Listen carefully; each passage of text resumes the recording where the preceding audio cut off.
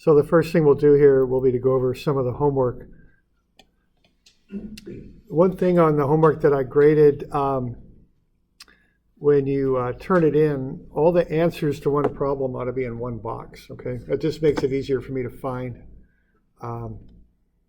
When you're grading so many homeworks, you kind of get into certain habits where you're scanning and looking for certain things, and when the answers are in different places on the page, it just takes a little bit more running around to find them. So I like all the answers in a box and at the bottom, okay? And are there any questions on that? Or, you know, on the when I turn back? I've graded the first homework, obviously. Okay. All right. Well, we got a few of them that are due tomorrow. So the first one is this one here. I can't remember the number of this. I think it's 111, is it? Okay, 111. Okay. So on this one, you do this in either MATLAB or a spreadsheet, okay? Or Scilab or something like that. My understanding is those of you that are kind of mechanically oriented, you know, mechanicals, manufacturing engineers, they use MATLAB a lot at OSU in the junior year. You might want to start, you know, getting comfortable with that. The civil type, civil and CEM, they use spreadsheets for them. Okay.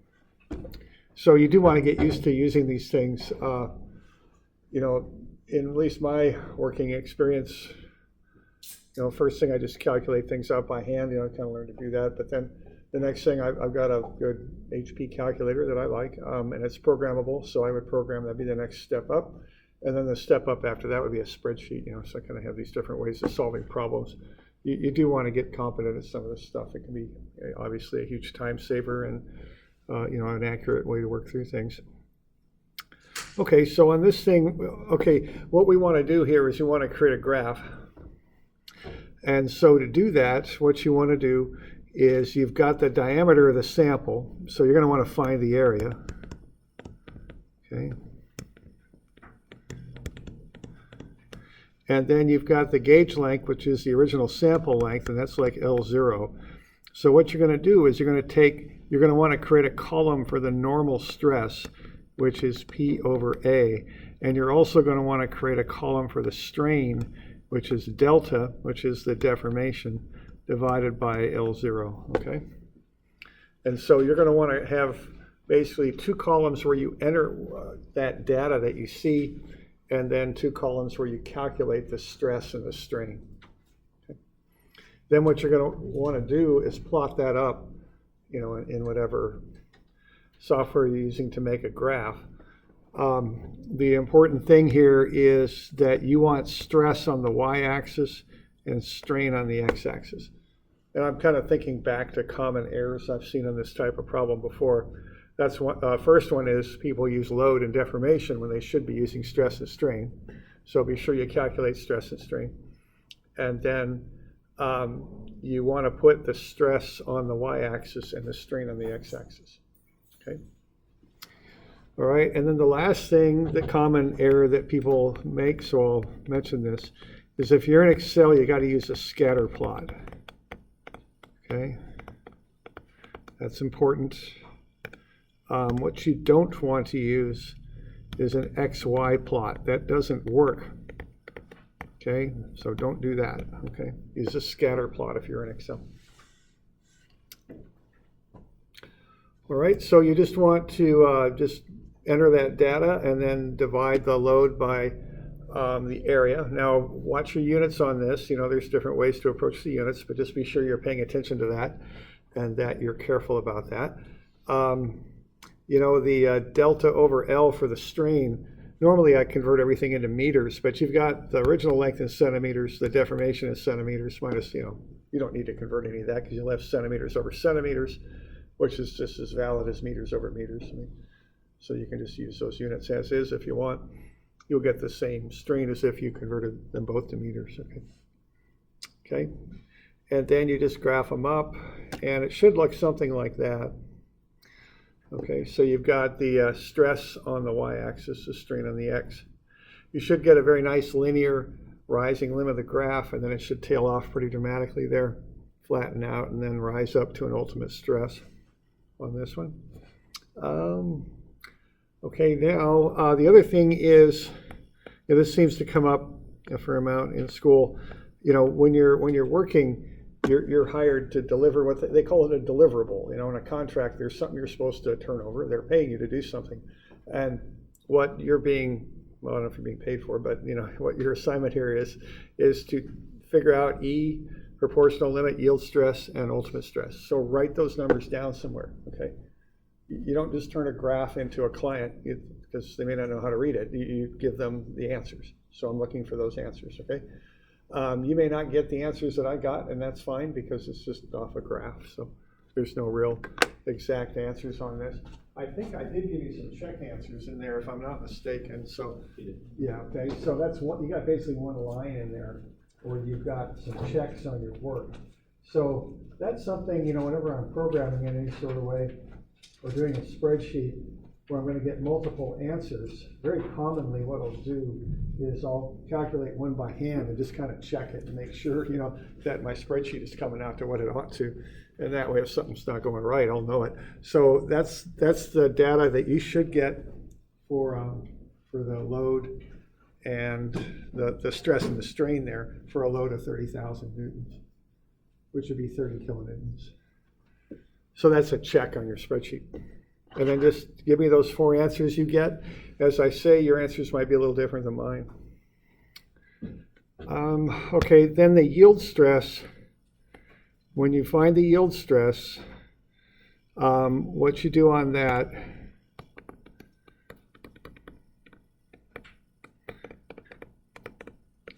use they call it the 0.2% offset method is what they call this.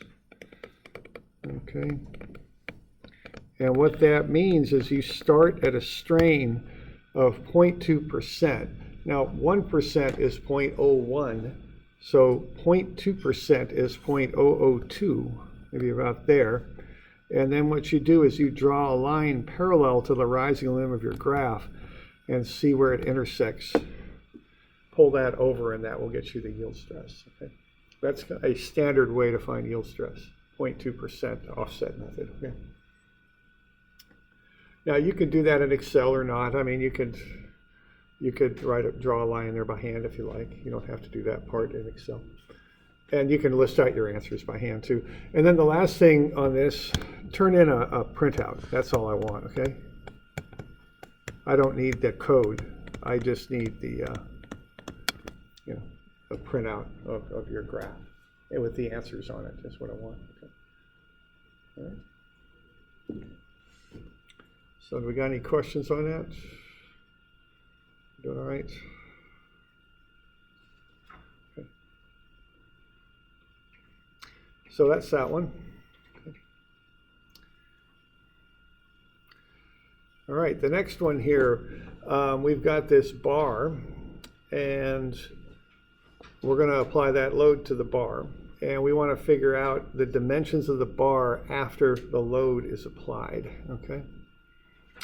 And we want to know how far it is from A to B. And that kind of implies that we want to know the dimensions, because to find the distance from A to B, you have to know the dimensions. If you remember back in statics, you can apply the theorem of Pythagoras in 3 dimensions. So that's what you would do with this one, is come up with the different dimensions there. All right, so what LAB is initially, if you look at that, let's just look at that for starters. Call it LAB 0. Okay, what you'd have then would be 7 plus 3 squared plus 3.15 squared plus 4.20 squared. And if you remember when you were doing statics, you can use the theorem of Pythagoras in 3 dimensions. It works fine. And that would get you 8.75 inches. So that's how far it is from A to B originally. All right. Now what's going to happen when you push on that bar is it's going to deform, and two things are going to happen. The first thing that would happen is, as you might well expect, is it's going to get shorter. But the other thing it's going to do is it's going to bulge out both in the x and y dimensions. So both h and d will increase as you push in. Okay, so the final shape of the bar might be something like that. Okay. So really what you want to do is to find those final dimensions, L, H, and D. So that's the goal here, okay? Now what's happening there is you're pushing on the bar, you're shortening it up. Okay, so you're pushing like that. You're compressing the bar. So what you want to do on this, I think, is to find the area of the bar. That would be the cross-sectional area. That's how you calculate the,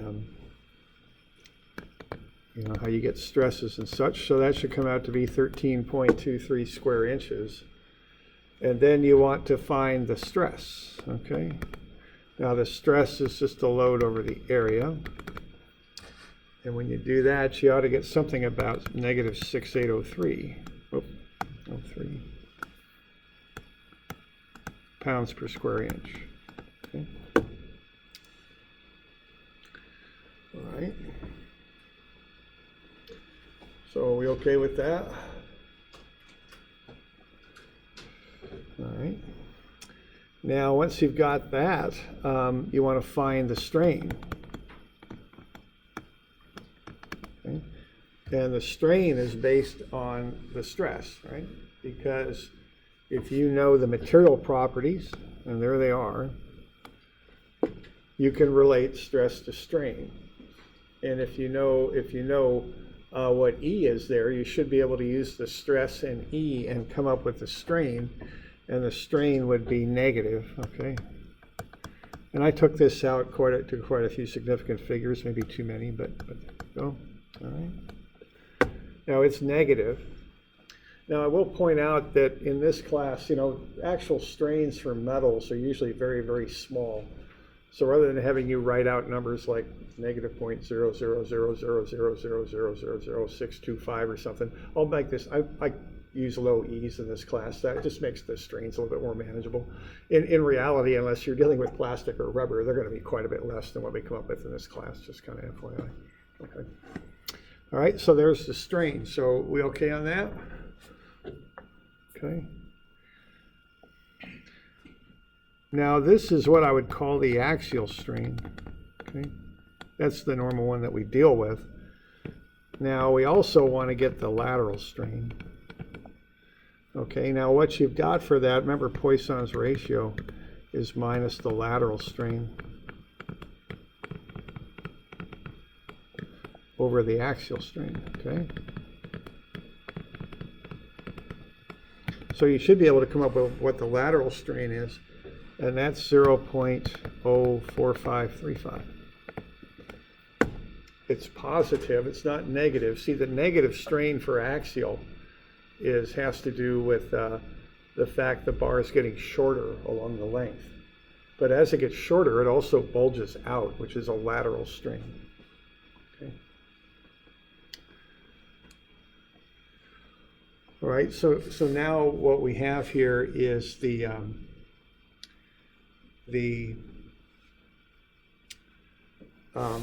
strains, okay? So we good so far? We got any questions? Now once you have the strains, you can find the deltas, okay? Remember, strain is the deformation per unit length. Delta is the total deformation. So epsilon is delta over L. So delta is epsilon times L. So for instance, the delta L then, well, call it delta axial, that might be better, will be the strain, the negative 0.1134 times the original length which is 7.00 inches. So you can get the delta that way. It's negative 0.794.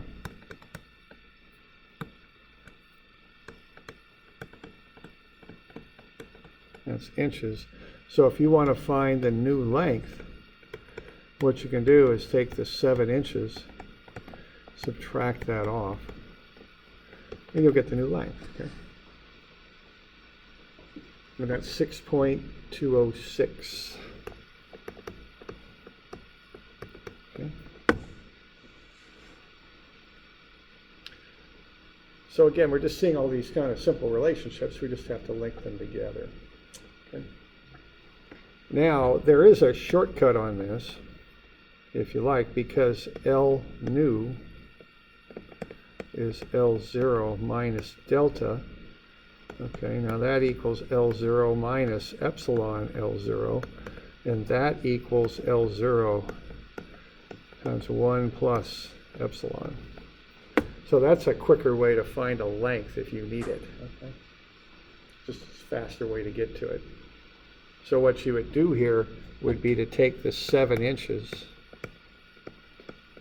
and multiply it times 1, which is kind of the original proportion of length, is 1.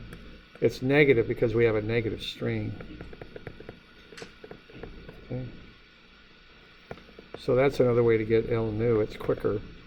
And that's 6.206, just like before. Okay.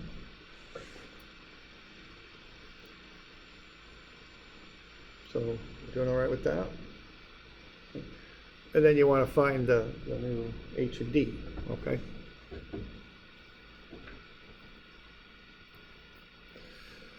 So, you know, you've got for H, the new H, what you're going to do is you're going to take 3.15 inches and multiply it by 1 plus 0.04535.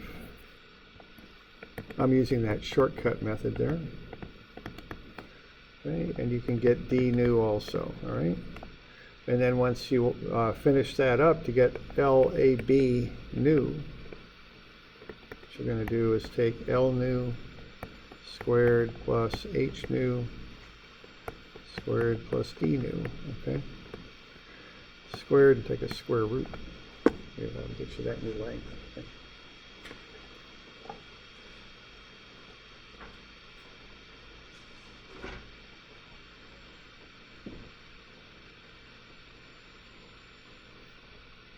Do you have any questions on that one?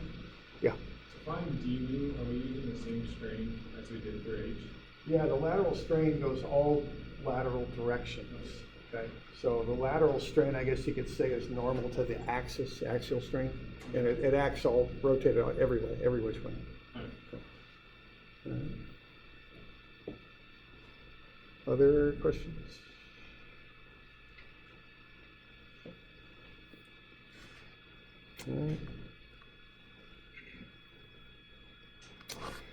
All right, the next one there, I don't know, are there any questions on that? I mean, basically what you've got is the shear stress is tau, and that equals V over A. So V is the load that's applied, A is the area that resists the shearing stress. Okay. Questions on that one?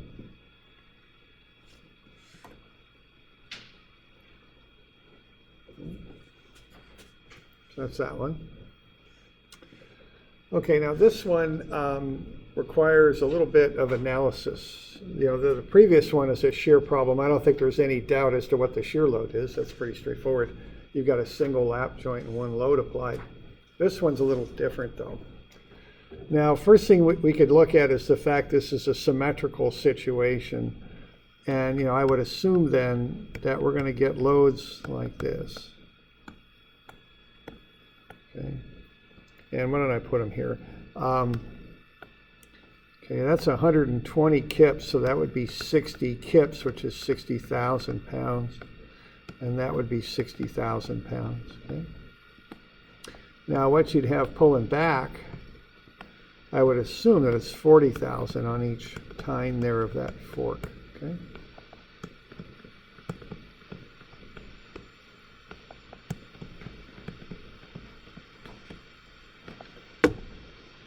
So that's what I would assume is happening as far as the loads go. Now what we have here, we want to find shear stress. Now what shear stress is the force, the shear force divided by the area. That's what the shear stress is. So we would want to go ahead then and find that, okay?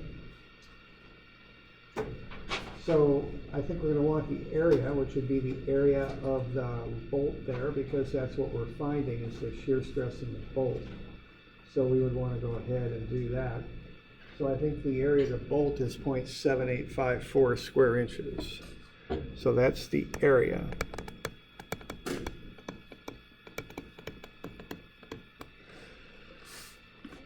All right, now what we want to do is start generating free body diagrams of the bolt. Okay, and we want to check it wherever there's a gap in the bolt, because the bolt is going to, if it fails, will fail at A, B, C, or D. So we want to start looking at free body diagrams of the bolt in those different locations.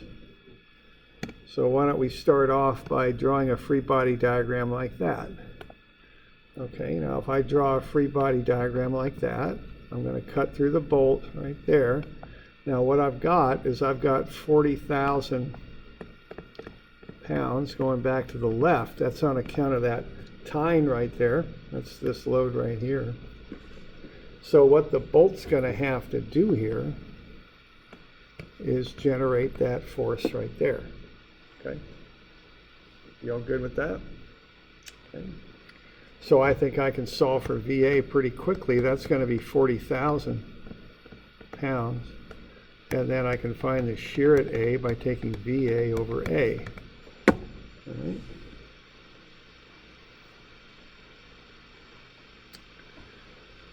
All right. Now, the next thing I can do is look at B, okay?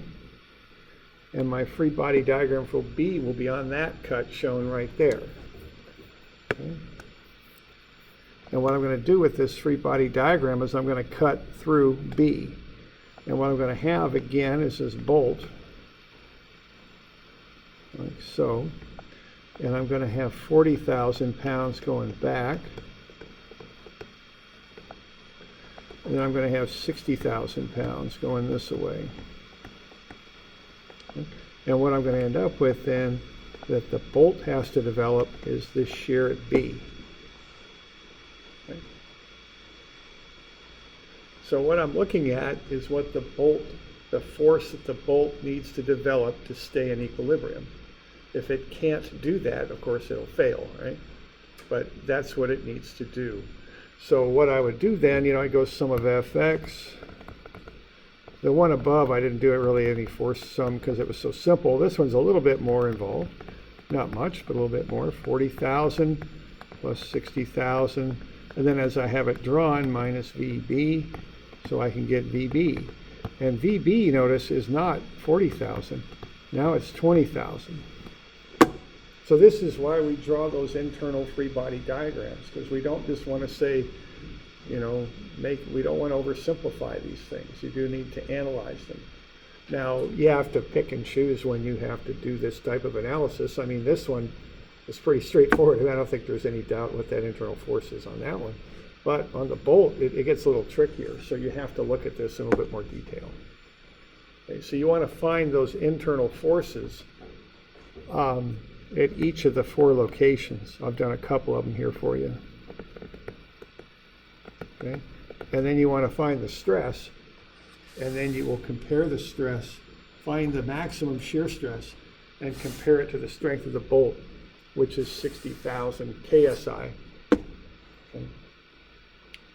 And just make sure that that your stresses are lower than that. If they're higher than that, the bolt will fail. Okay.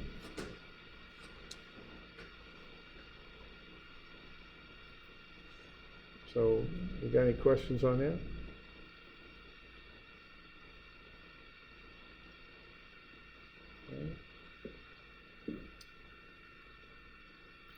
So that's the approach on that. And the important thing on that is drawing those free body diagrams, cutting through the bolt and analyzing it to find the internal force. Okay.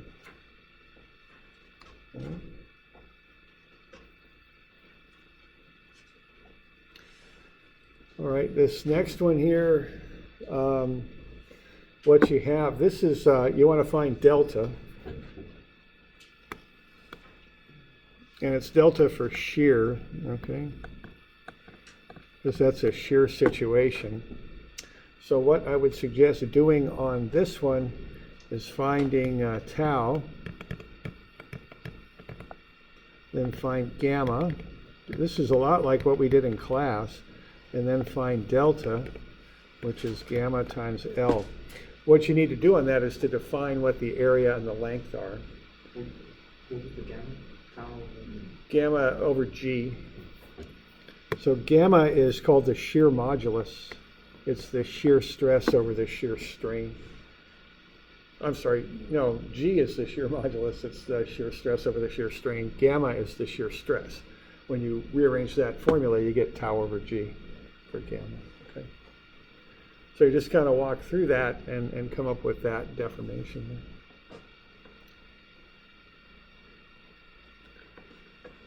Have any questions on that one?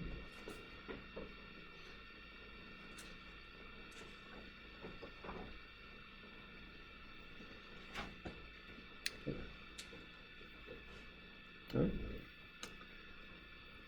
Okay, the last one's a little, kind of funny. It's a scale is what that is. So we have a person sitting on the scale. We have rubber sections. The person's standing on a rubber block, and then there's two rubber blocks on either side of alloy X. Now, alloy X has what we could call an extremely high modulus, so I don't think we need to worry about alloy X deforming. Alloy X will not change length or anything. Okay, it will stay the same length. So what's going to occur here, and that's because E is very large, okay?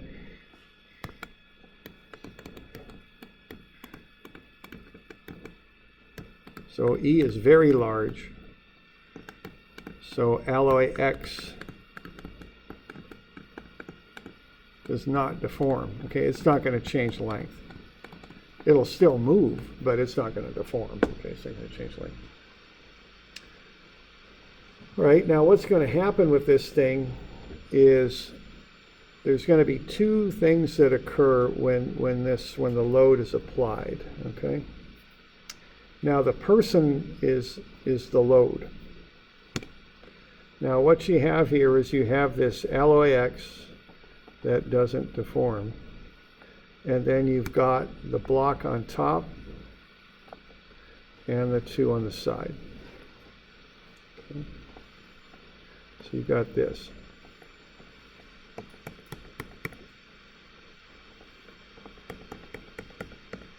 Now what's going to happen when you apply a load to this, you can call that P, is two things. The first thing that's going to happen is the block is going to get smaller, okay, because the person's standing on it and compressing it. So there'll be compression on the block. So we good with that on the top? The second thing that's going to happen is that center alloy X is going to slide down, is what it's going to do. So it's going to go into a shape like that. So you're going to have this combination of things happening where you're going to end up with a situation like this. Now, as I said, that alloy X will not deform, but it will move. It'll slide down because these two blocks on the side are swinging in the way they're swinging, plus this block on the top will get smaller, okay? So what you're going to have then is this deal where you're going to have delta right here for axial stress, but you're also going to have delta. What type of stress and strain do we have going on those blocks on the side? What type of strain is that? What's the action there? Yeah, shear, right? Okay. It's not being stretched or compressed, it's sliding down, okay? The left and right-hand sides are attached to the wall, but the sides that are attached to that LOAX are moving down, so you get a sliding action there. So that's delta shear, okay? So what you're going to have here is a situation where the total deformation is delta axial plus delta shear. Okay? And that isn't written out too well there. Why don't I try that again? That's delta axial. Okay. So that's the deal with that one. So what you want to do on this is find delta axial and delta shear and then combine them together. Okay. Now, why don't we get ahead of ourselves just a little bit here. So are we good with that? We got any questions on what I'm doing there? Okay, we're good. Yeah. Now let's just have a look at this for a second. And I'm getting a little bit ahead, but I'm doing it for a reason. This is something you can use on that problem.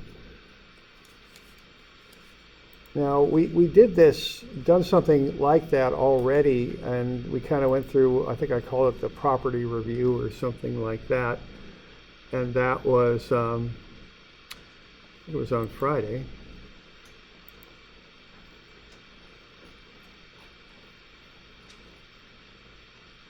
And what we did there was we identified the area and the length.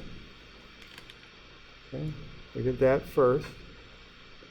And then we went through a sequence there where we found we found sigma is P over A.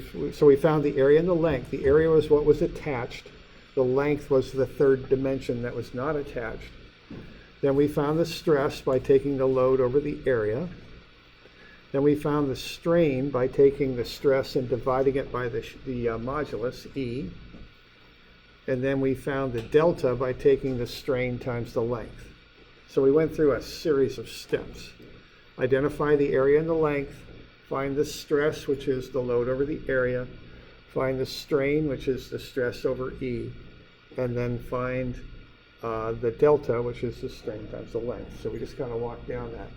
Now, it turns out that it's a very common thing to want to know what a delta is when you know what the load is applied to an object, you know the object's dimensions and material properties. That's a very common thing to want to know. So rather than having people go through those 3 steps every time, there's a formula for that, okay? So let's have a look at the formula, because it applies to the problem I was just showing you, and it'll save you a bit of work and effort on it, okay? So let's have a look at that. So to figure this out, you can have a look then at of course, 210, page 210. And you have to combine these 3 relationships together. And there they are on top of 210. The first one is the stress is P over A, the load over the area. The next one is that the modulus of elasticity is the stress over the strain, sigma over epsilon. And the last one is that epsilon is delta divided by the length. Those are the 3 relationships. Now, if you combine those together, you can come up with one formula. Okay, and it goes like this. If delta over L is epsilon, that means delta is epsilon times L. Okay? So the delta is the strain times the length. If E is sigma over epsilon, you can solve for epsilon, the strain, and it's sigma over E. And then sigma is P over A. Well, we can combine those 3 things together and get a very common formula. So if delta is epsilon times L, what epsilon is sigma, the stress, divided by E. So when I have delta is the strain epsilon times the length, I can plug in the stress over E in for the strain and get delta is the stress times the length over E. But what the stress is P over A. So I can put that in for the stress. So it's P over A times L over E, which simplifies out to PL over AE. Okay? So that's how you can find delta in a hurry. Okay? And that's an equation for axial loading. Okay? So if you look at this, what you have is that delta axial is PL over AE, and that's a very common formula. You'll see that in any strength materials book. Now there is a corollary formula for shear. The P, for some reason they use V for load. You use L and A, but instead of using the modulus of elasticity, you use the shear modulus, G. So that's delta for shear. You won't find that in a formula sheet or a strengths book very often because it's not as commonly used. But that's another formula you can employ, all right? So what this does is take that process that we went through on Friday and simplify it considerably. It just turns it into one equation. Okay. So right there. See, we went through a series of steps to get delta. You can see them there. We could have just plugged the load times the length, divide it by the attached area, and then divide it by the modulus of elasticity there. And that would have gotten that worked out directly, okay? We could have done it that way. That would be for the axial stress. Similarly, for the shear stress, we could have done a similar thing. VL over AG. Just remember to use the shear modulus. Remember, the area is what's attached, and the length is the third dimension that is not attached. So that's the quick way to calculate this stuff. Okay? So we can apply that to what we're working on. So let's have a look at that.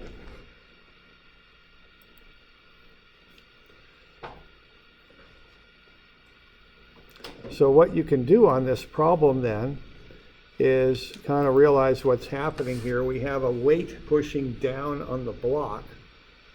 So those reactions on the left and right hand sides will be half the weight. They'll be W over 2. Right? So if you want to find delta then, what I would do on this is I often like to make a table on these, okay? And kind of combine everything together using that. So what I'm showing there on this sketch is what the area is. So for the block on the top, the area is on the bottom of the block, right there. And for the blocks on the side, the area is right there. Okay? There's the area. Okay. For the block on the top, the length then is perpendicular to the area. And for the blocks on the side, the length is, again, perpendicular to the area. It's right there. So you just need to combine these things. Are we doing all right?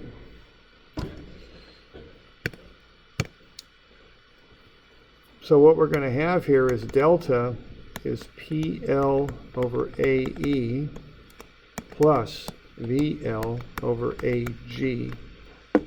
So what I would do then would be to put in a, I just made up a table.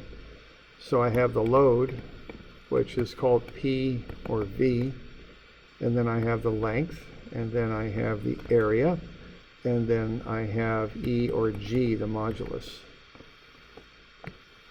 Okay. And then I would have the let's call it axial, and then shear. Okay. So the load here would be the weight for axial. The length, what would the length be on that?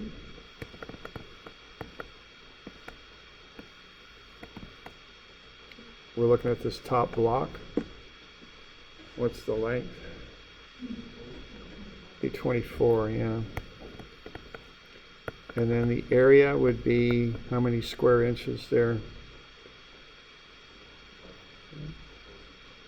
30 by 20, yeah, so 600. And then you've got E is given, it's 200 psi. So if you want to find delta for axial, what you're going to do is just go PL over AE or VL over AG. It just depends on which situation you've got. So you would go W, because that's the unknown. That's what we're kind of looking at. That's our purpose of our scale here, is to find that.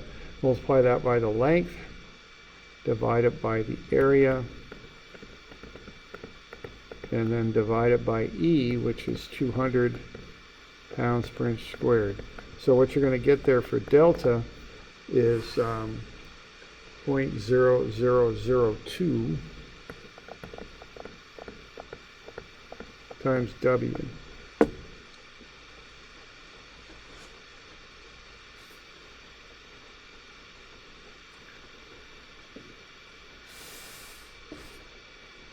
Okay. Now the other delta here, when you work that out, should be 4 zeros. So 1, 2, 3, 4, and then 833W. You can plug that in and see. Be careful of the load, see, because the load on either side, if that's W, the load on either side will be half of W. Okay?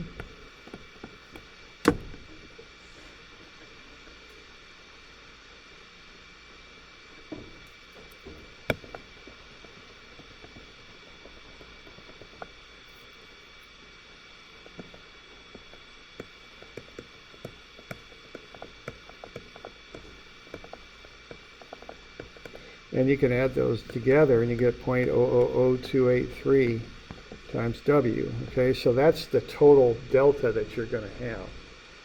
So if you plug in any weight there, you'll find the delta. Now we want to reverse that, because if we know what delta is, we want to find the weight. Okay.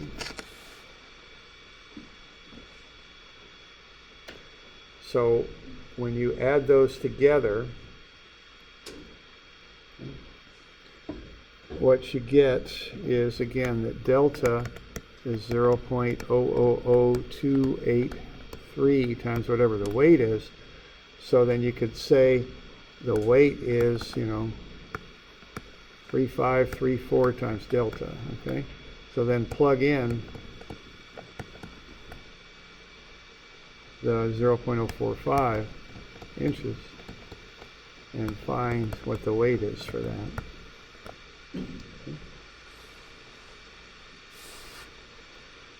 So that's the idea on that, is it's a combination of axial strain and shear strain both. They're both in there. Okay. So you got any questions on that? What is the W over 2? The W over 2 is going to be the shear force. Yeah, because essentially that weight gets split in two. On either side, you get half the weight. So that's the shear load. It's V. What we do. Okay. So you do have to be a little careful of that. All right. Very good. Okay. Then the last one there. Did everybody get a copy of this? I handed this out Friday. It's just this form to fill in for the different variables. I'm just doing this because I want you to know what those variables mean. And this will be kind of a way to review it in a reference sheet. So So does anybody need a copy of that number roll? It's here on Friday. You want some? Anybody else? I'll get this. Anybody else not here on Friday need a copy? Anybody else? And it's a, it's a simple enough thing to fill out. I just want you to do that for your own reference, basically. So what I want you to do is just to go through this and tell me what these different things are. So that first one is what? Gamma? Okay. Whoops. Pronunciation is gamma. The name is the shear strain. Okay. And the equation then is what? Gamma is delta over L. Okay. The next one is pronounced E. Okay, and you can fill in the rest of it. So just get that table filled in.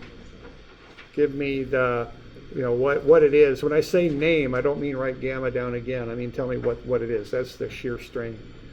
And then on the right, give me the basic equation for it.